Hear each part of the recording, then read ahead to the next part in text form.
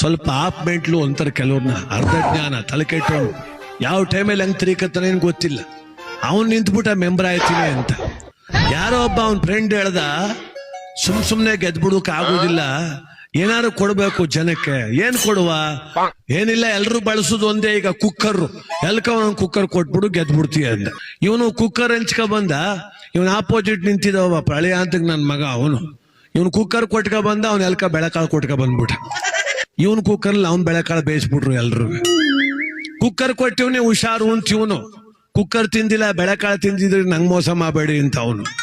ಕೊನೆಗೆ ಬೆಳೆಕಾಳು ಕೊಟ್ಟವನೇ ಗೆದ್ದೋದ, ಕುಕ್ಕರ್ ಕೊಟ್ಟವನೇ ಸೋತೋಗ್ಬಿಟ್ಟು. ತಲೆ ಕೆಟ್ಟೋಯ್ತು ಇವನಿಗೆ.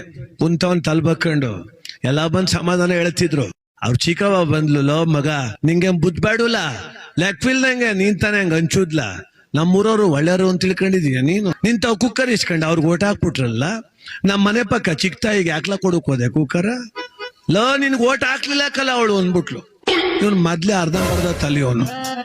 ಚಿಕ್ಕ ತಾಯಿ ಓಟ್ ಹಾಕ್ಲಿಲ್ವಾ, ಕ್ವಾಪ ಸೋತ್ಬಿಟ್ಟಿವ್ನಿ ಅಂತ ದಮ ನೆದ್ದು ಬಂದ. ಆ ಚಿಕ್ಕ ತಾಯಕ ಒಲೆ ಮೇಲೆ ಕಕ್ಕಿ ಹಾಕಿ ಮಡ್ಗೋಳೆ ಕುಕ್ಕರ. ನಂಗೆ ಓಟ್ ಹಾಕ್ತಾ ಇದ್ಮೇಲೆ ಕೊಡು ನನ್ ಕುಕ್ಕರ ಅಂತ. ಅವಳು ಆಯ್ತು ತಕೋಗುವೆ, ಅನ್ನ ಆಗೋಲಿ ಸುಮ್ಮಿರು ಅಂತ ಅವಳು. ಯಾವ ಅನ್ನೂ ಬೇಕಾಗಿಲ್ಲ ಕೊಡ್ಲಿ ಅಂತ ಕುಕ್ಕರ್ ಕಿತ್ಕೊಂಡು ಅಕ್ಕಿ ಸುದ್ಬಿಟ್ಟು ಹೊತ್ಕೊಂಡ್ ಬರೋದು. ಏನೋ ಕುಕ್ಕರ್ ಕೊಟ್ಟ ಸೊರ ಆಯ್ತಪ್ಪ.